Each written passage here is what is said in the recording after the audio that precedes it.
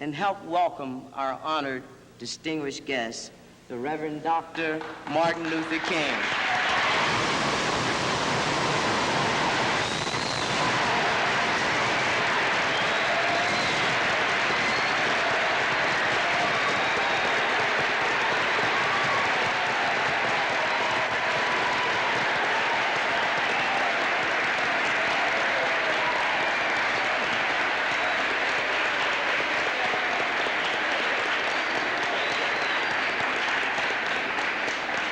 Thank you very kindly.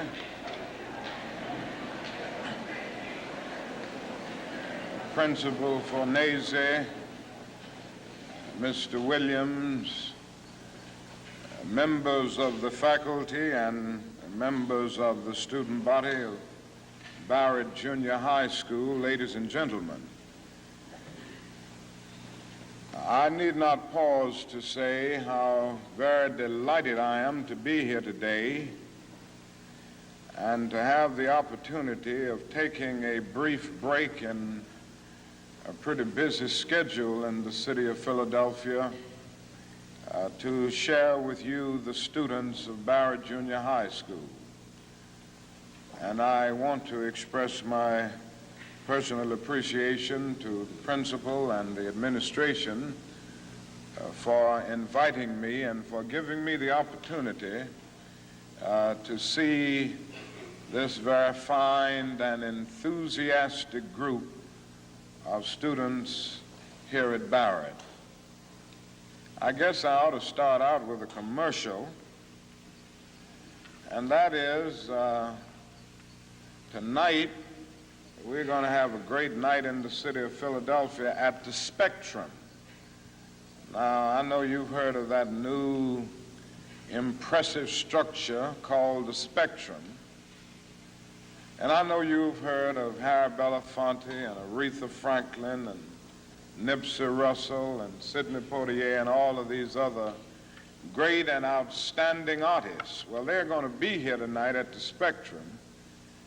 And I hope that each of you will go home and tell your parents to be there tonight for this great Freedom Festival. And I hope you will come also, for it will be a great experience. And by coming, you will be supporting the work of the civil rights movement. Now that I've gotten the commercial out of the way, I'll move on and say some things that I want to say very briefly. And I'm being very honest, I'm going to be brief because I have other engagements. I don't have a tradition of being brief all the time. You know, I'm a Baptist preacher, and we can talk a long time. But I'm going to really be brief today. I want to ask you a question, and that is, what is in your life's blueprint? This is the most important and crucial period of your lives, for what you do now and what you decide now at this age may well determine which way your life shall go. And whenever a building is constructed, you usually have an architect who draws a blueprint. And that blueprint serves as the pattern, as the guide, as the model for those who are to build the building. And a building is not well erected without a good, sound, and solid blueprint. Now, each of you is in the process of building the structure of your lives. And the question is whether you have a proper, a solid, and a sound blueprint. And I want to suggest some of the things that should be in your life's blueprint. Number one in your life's blueprint should be a deep belief in your own dignity, your own worth, and your own somebodyness. Don't allow anybody to make you feel that you are nobody. Always feel that you count. Always feel that you have worth. And always feel that your life has ultimate significance. Now that means that you should not be ashamed of your color. You know, it's very unfortunate that in so many instances our society has placed a stigma on the Negro's color. And you know, there are some Negroes who are ashamed of themselves. But don't be ashamed of your color. Don't be ashamed of your biological features. Somehow you must be able to say in your own lives and really believe it, I am black but beautiful. And believe it in your heart.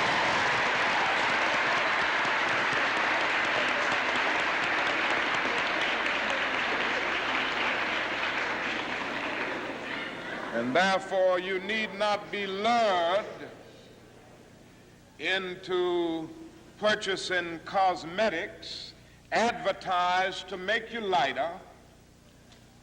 Neither do you need to process your hair to make it appear straight. I have good hair, and it is as good as anybody else's hair in the world, and we've got to believe that.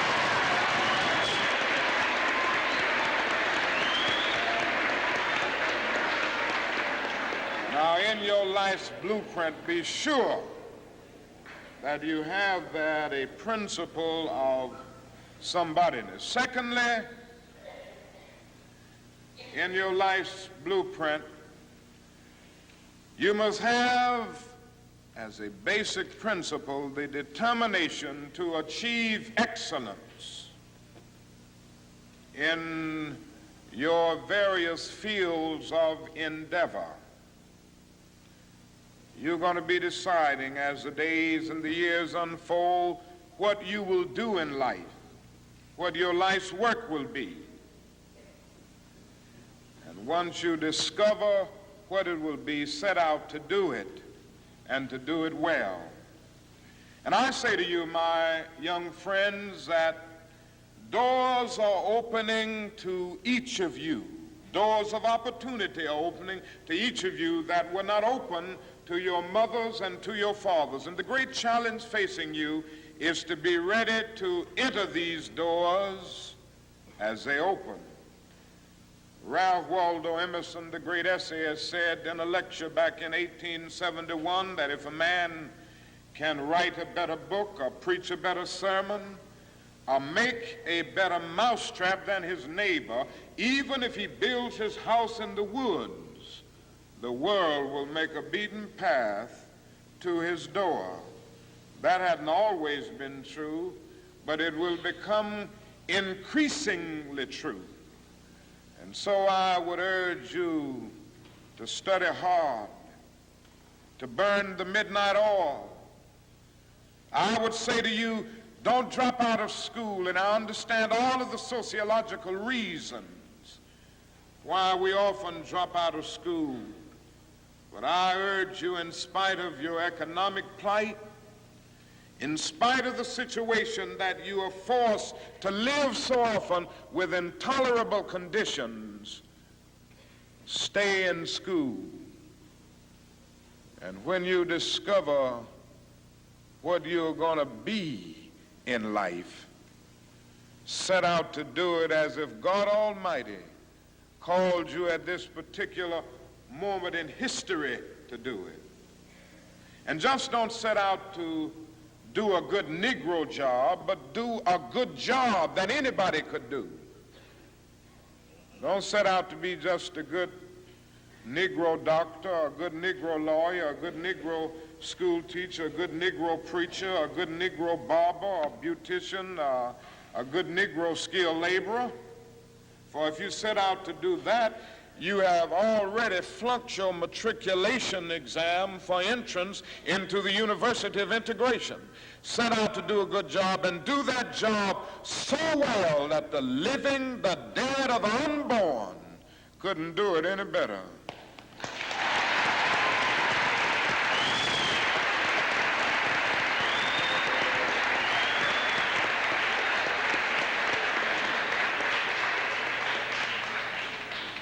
Falls your lot to be a street sweeper. Sweep streets like Michelangelo painted pictures. Sweep streets like Beethoven composed music. Sweep streets like Leontine Price sings before the Metropolitan Opera. And sweep streets like Shakespeare wrote poetry. Sweep streets so well that all the host of heaven and earth will have to pause and say, here lived a great street sweeper who swept his job well.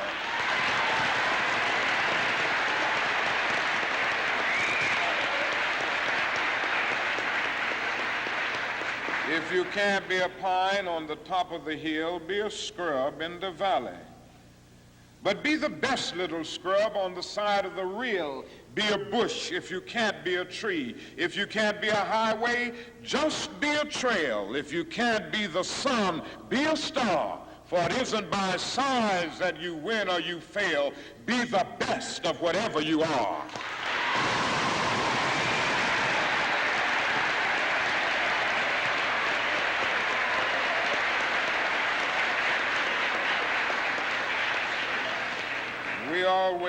We already have some noble examples of black men and black women who demonstrated to us that human nature cannot be cataloged.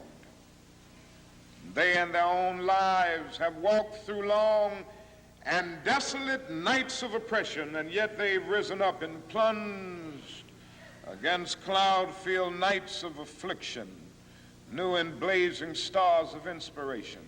And so from an old slave cabin of Virginia's hills, Booker T. Washington rose up to be one of America's great leaders. He lit a torch in Alabama, and darkness fled in that setting. Yes, you should know this because it's in your own city.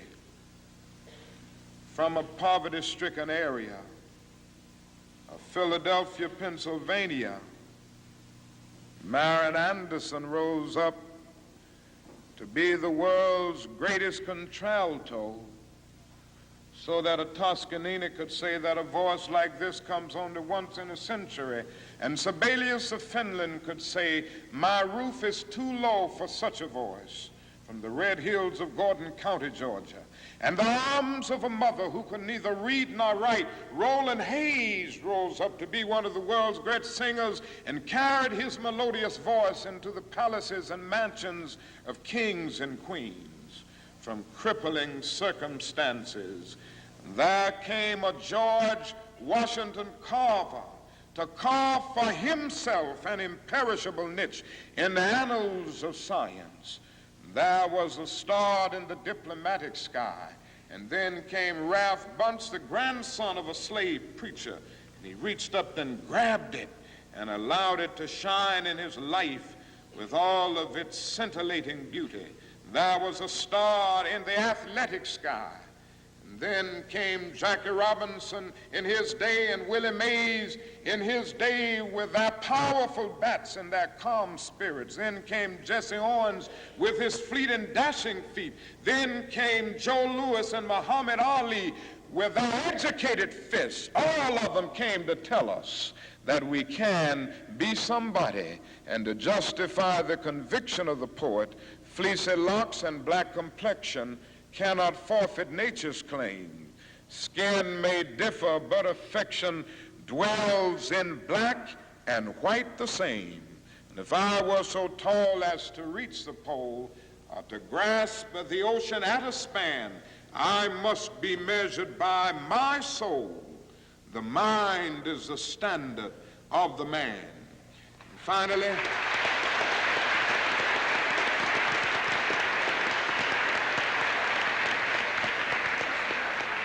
finally, in your life's blueprint must be a commitment to the eternal principles of beauty, love, and justice.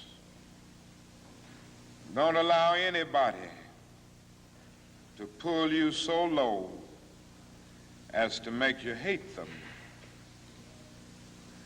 Don't allow anybody to cause you to lose your self-respect to the point that you do not struggle for justice. However young you are, you have a responsibility to seek to make your nation a better nation in which to live. You have a responsibility to seek to make life better for everybody. And so you must be involved in the struggle for freedom and justice. Now, in this struggle for freedom and justice, there are many constructive things that we all can do and that we all must do. And we must not give ourselves to those things which will not solve our problems. You've heard the word nonviolent and you've heard the word violent. I happen to believe in nonviolence. We struggle with this method with young people and adults alike all over the South, and we have won some significant victories, and we've got to struggle with it all over the North because the problems are as serious in the North as they are in the South. But I believe as we struggle with these problems, we've got to struggle with them with a method that can be militant, but at the same time does not destroy life or property. And so our slogan must not be burn, baby, burn. It must be build, baby, build. Organize, baby, organize.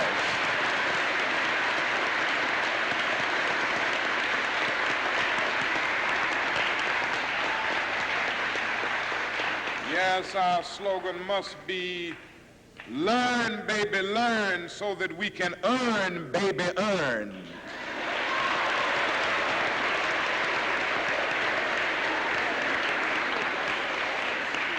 And with a powerful commitment, I believe that we can transform dark yesterdays of injustice into bright tomorrows of justice and humanity. Let us keep going toward the goal of selfhood, toward the realization of the dream of brotherhood, and toward the realization of the dream of understanding goodwill. Let nobody stop us. I close by quoting once more the man that the young lady quoted, that magnificent black bard who has now passed on, Langston Hughes. One day he wrote a poem entitled Mother to Son. The mother didn't always have her grammar right, but she uttered words of great symbolic profundity. Well, son, I'll tell you, life for me ain't been no crystal stad. It's had tacks in it, boards torn up, places with no carpet on the floor, bare. But all the time, I's been a climbing on and reaching landings and turning corners and sometimes going in the dark where there ain't been no light. So, boy, don't you stop now. Don't you sit down on the steps 'cause you find this kind of hard. But I's still going, boy. I's still climbing. And life for me ain't been no crystal stair. Well, life for none of us has been a crystal stair. But we must keep moving. We must keep going. If you can't fly, run. If you can't run, walk. If you can't walk, crawl. But by all means, keep moving.